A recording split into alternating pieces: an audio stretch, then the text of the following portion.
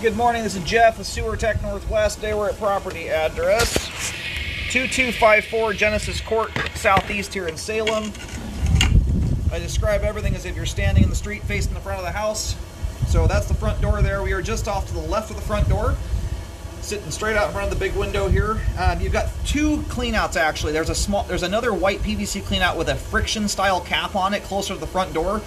That one there appears to be your storm system cleanout. The one with the thread-on style cap with the square head is your sewer line. Both are 3-inch PVC. We're going to check the overall condition and serviceability of the sanitary sewer line. Waters are running. We are zeroed out. Off we go. And right out of the gate, I was admiring the bottom of that flow line before I even dropped the camera in. That is a spiffy clean flow line right there. That is the mark of a household that is doing a very good job at not putting cooking oil and grease down the pipe. It's very nice to see that. After 13 years and 25,000 sewer scopes, or almost that many anyway,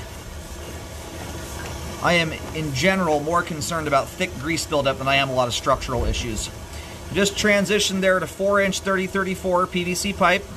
So far the line looks great. Now my camera's been upside down for a bit of this thing here.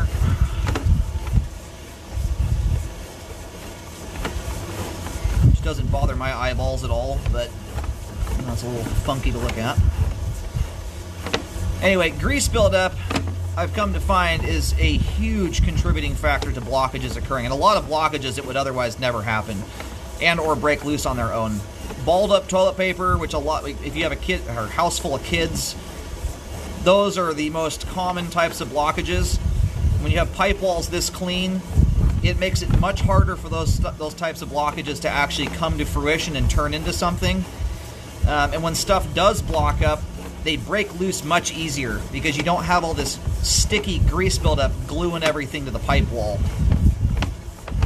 Now, it's a very good maintenance item to keep up with. This is a immaculate example of not putting grease down the line. Well, I won't speak too soon here, but so far that is about as good as a sewer scope can possibly go. And I would have bet you $100 there was going to be a belly in this line. This is a beautifully installed line. The house sits below street level, and not majorly so, but for whatever reason, when a house sits below street level, even when you've got a main lateral, it's 30 feet deep, and you've got 10 times the room to grade a sewer line, it almost always, and I'm talking almost 100% of the time, results in a belly of varying degrees. This thing drains off beautifully. So we're going to go locate really quick. We're at the main here at about 86 feet. We'll take a second look as we come back in once the line's fully drained, but I think we're going to be in good shape here. Alrighty, located the camera head successfully. Line terminates on Genesis Court Southeast.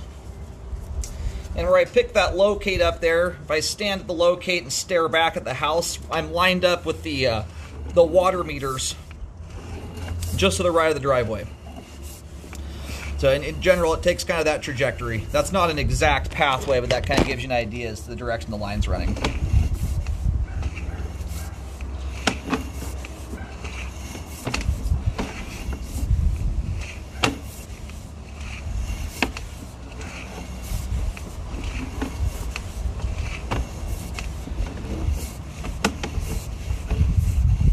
Not only do you have a beautifully graded sewer line in a circumstance I would have guaranteed you would have had some kind of settling issue to boot, it's spotless clean.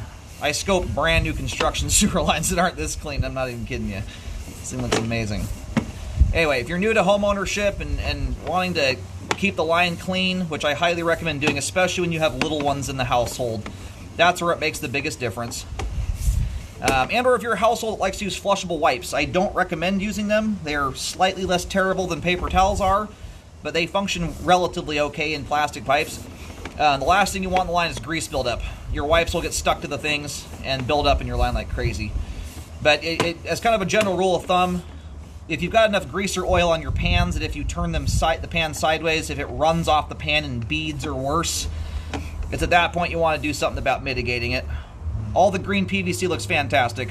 Everything, I couldn't nitpick it if I tried to. And this is when the pans are hot or warm anyway. You want to let the pan cool down, wipe it out with a paper towel, scrape it off the pan into the garbage can, pour the grease into a jar. You just don't want it going down the line. If it's a thin little coating of PAM spray, that's no big deal. Hot water and soap handles that just fine. The key to help keep your line clean when some amount of it is going down the pipe, obviously use soap, but make sure you're using hot water. And you want that hot water to run for about a minute longer than your last dish you washed. It helps to keep everything melted and emulsified until it gets out of the main, or at least a good distance from your house. We're now going backwards into the home, and we are, at this point, completely through the foundation wall. Everything beyond this point is all exposed piping.